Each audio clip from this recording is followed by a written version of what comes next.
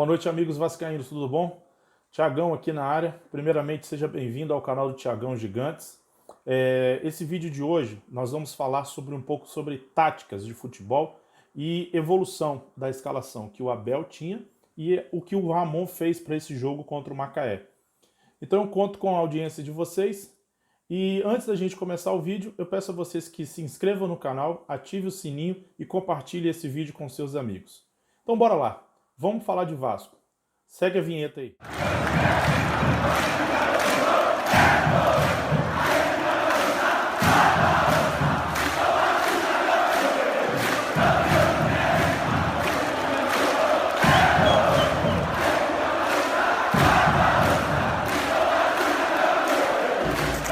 Pega aqui, ó, tentei fazer para vocês o seguinte, uma mesa tática para a gente tentar entender um pouco do funcionamento do que era o time do Abel.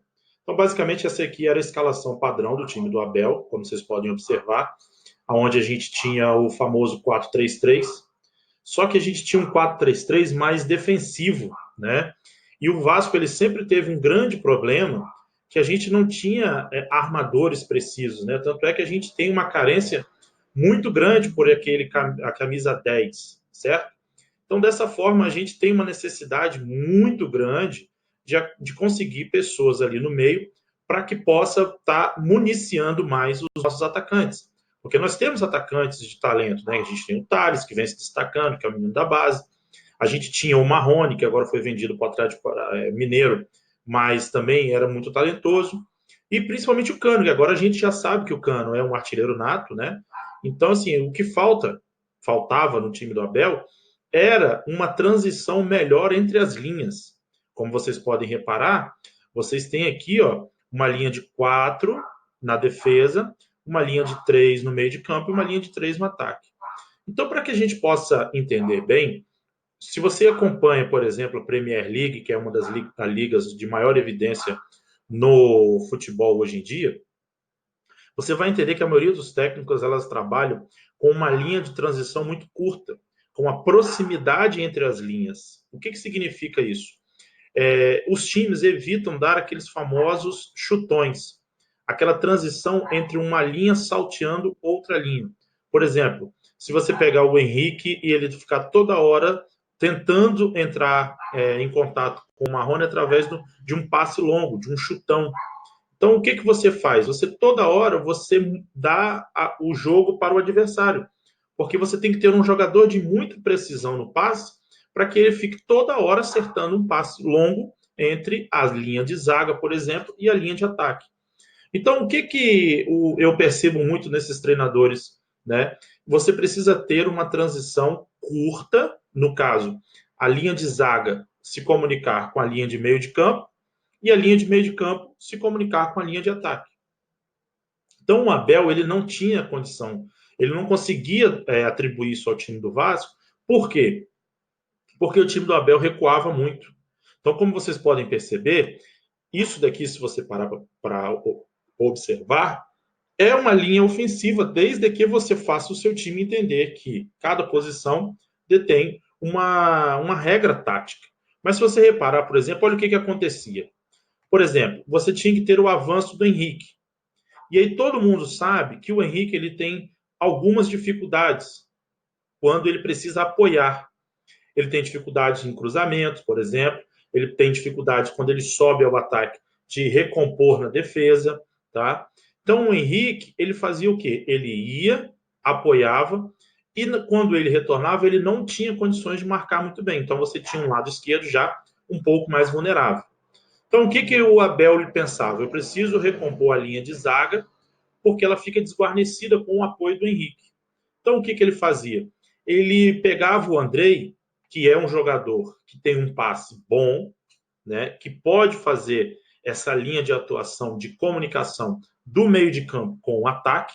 E aí eu volto a frisar para vocês o seguinte: por mais que a gente tenha hoje a procura por um camisa 10 passador, que coloque os nossos atacantes na cara do gol, se você parar para perceber, o mercado da bola hoje, ele está buscando quem? Alguém que consiga fazer as duas coisas, que é aquele volante bom na marcação, mas que tem uma boa saída de bola. E o Andrei é esse jogador. Ele tem atuado muito bem nos últimos jogos, ele é um excelente passador e ele faria esse papel de comunicação entre a linha de meio campo com a linha de ataque muito bem. Mas qual era o problema do Abel? O Abel afundava ele na zaga, para quê? Para que o Castan pudesse fazer a cobertura do Henrique, porque apoiava demais. E aí você tinha o Wesley, que na minha humilde opinião não é um zagueiro que tenha lá toda essa qualidade, e aí você tinha que recompor com o Andrei para poder fechar essa linha de zaga. E outra coisa, o lado do Wesley era o mesmo lado do Pikachu. Se você reparar bem, o Pikachu, ele é um jogador que ele avança demais, ele é um meia apoiador também. Como ele jogava na lateral, ele fazia o quê? Para o Pikachu fazer a linha de transição entre a lateral e se tornar um meia, por que ele precisava fazer isso? Porque o Raul, que é bom na marcação, mas não tem um passe bom, ele descia para recompor, para proteger o Wesley e para proteger aquele espaço ali da lateral do Pikachu, porque o Pikachu vinha para se transformar no meia ofensivo, no meia de transição entre a linha de meio de campo e o ataque. Então, se você reparar bem, o principal ponto do nosso jogo, o cérebro do nosso time, que teria que ser o meio de campo, só sobrou o Guarim, que é um excelente jogador, mas sozinho ninguém faz nada. Então você tinha o Guarim e o Pikachu para poder ficar municiando o ataque. Só que esses jogadores, eles não entendiam corretamente como que isso acontecia.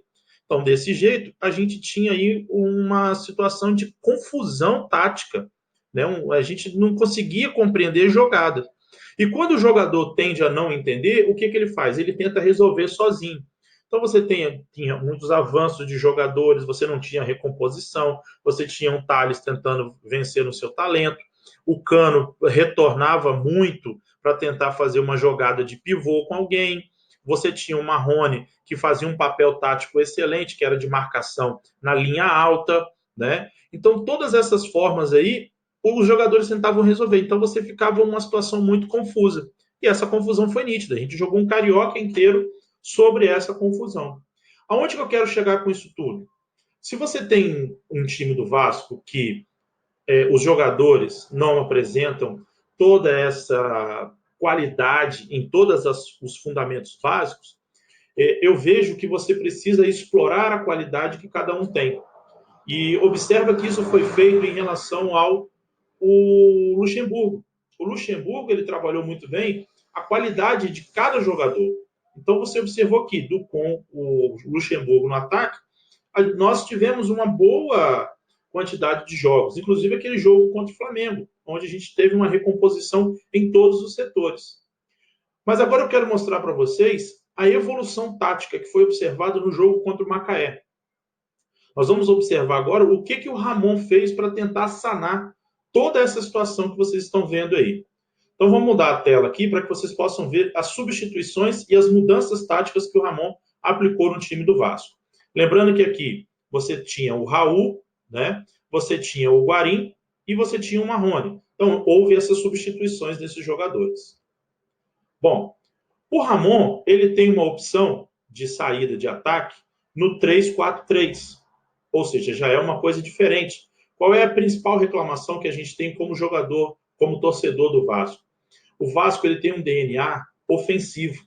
O Vasco é um time que sempre teve atacantes fazendo muitos gols, os jogadores de meio de campo com extrema qualidade no passe, um time muito ofensivo que sempre tinha a proposta do jogo. Só que de tempos para cá, a gente tem jogado apenas no contra-ataque, inclusive dentro de São Januário. Isso não é aceitável. Tá? Por mais que você não tenha uma qualidade muito boa no time, mas você tem jogadores muito bons ali. O time do Vasco é bom, ele só precisa ser bem treinado. Então, o que eu quero de vocês agora para que vocês possam entender essa mesa tática aí que eu preparei para vocês?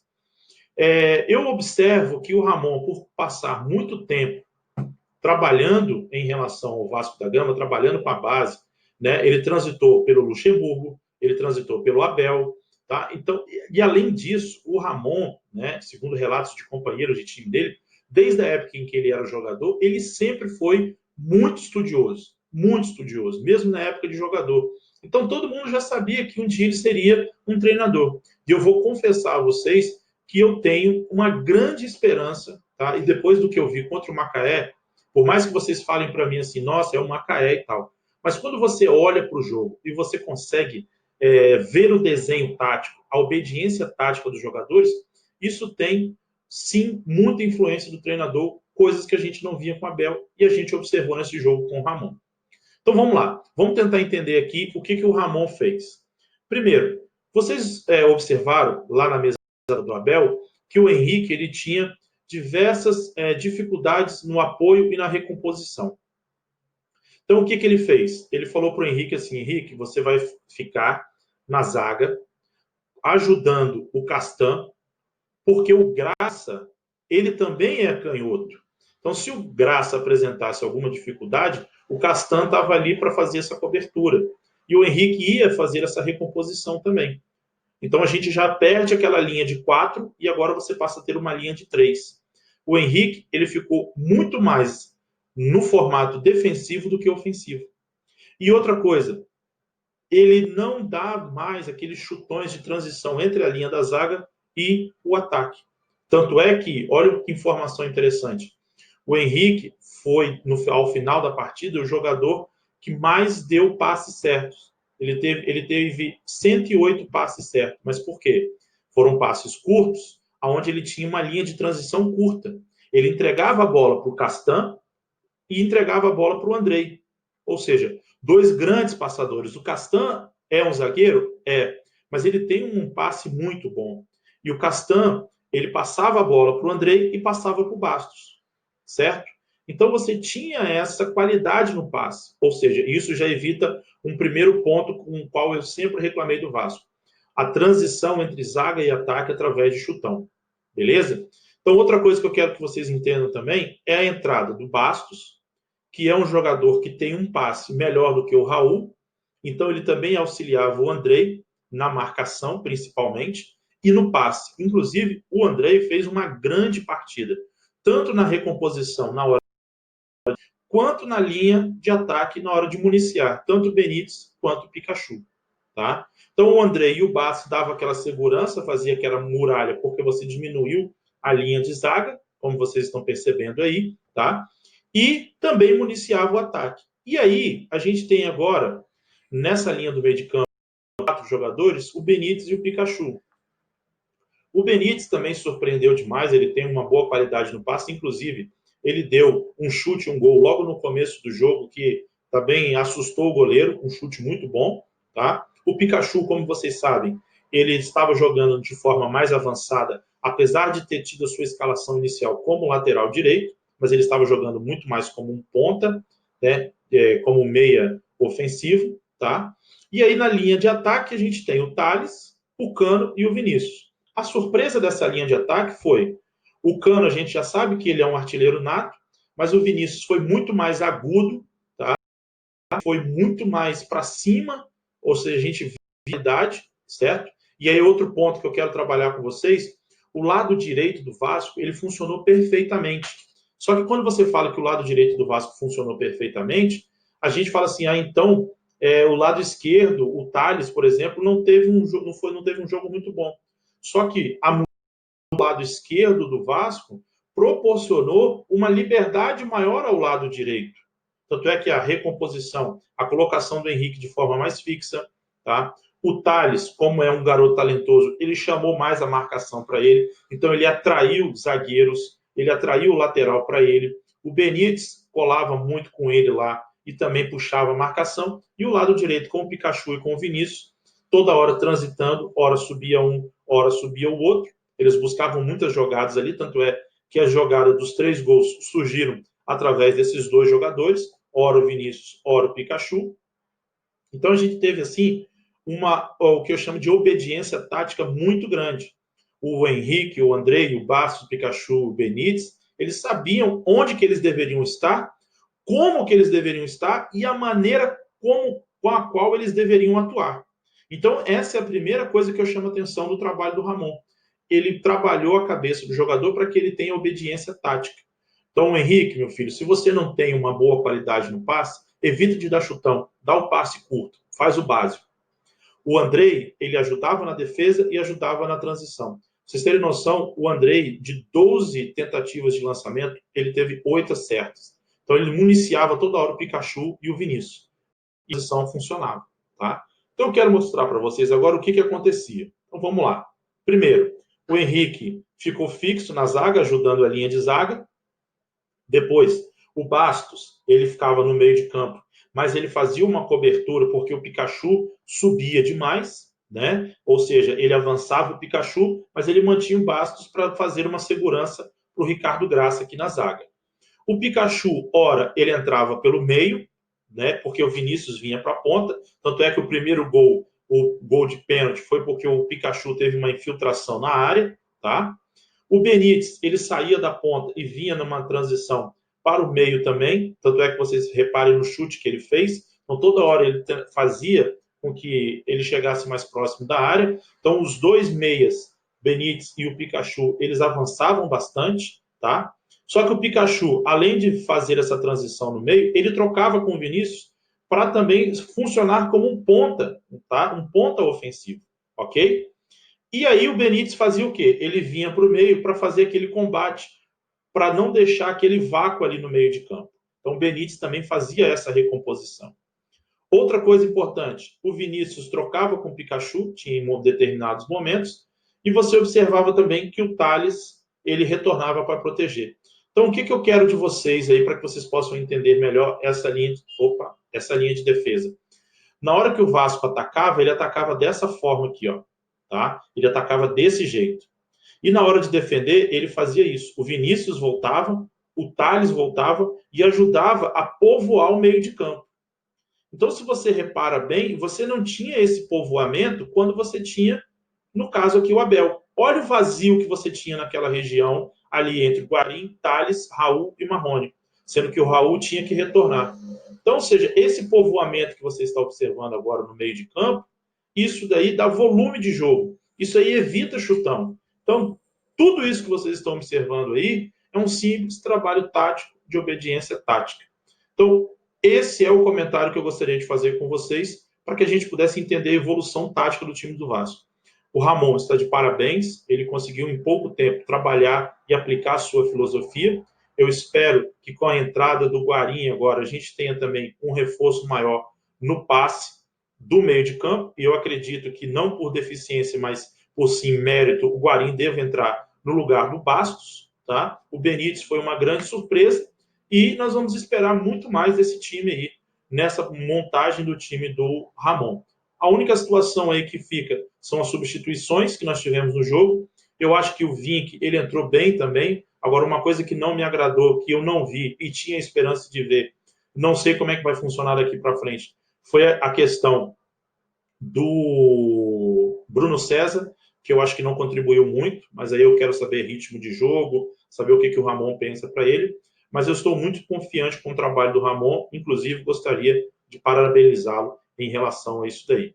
Beleza, gente? Essa foi a minha avaliação, essa é a minha opinião. Depois falem para mim aí nos comentários se você concorda ou não com esse tipo de comentário que eu fiz. Valeu, moçada? Não se esqueçam, curta esse vídeo, se inscreva no canal, compartilhe com seus amigos e vamos falar de Vasco.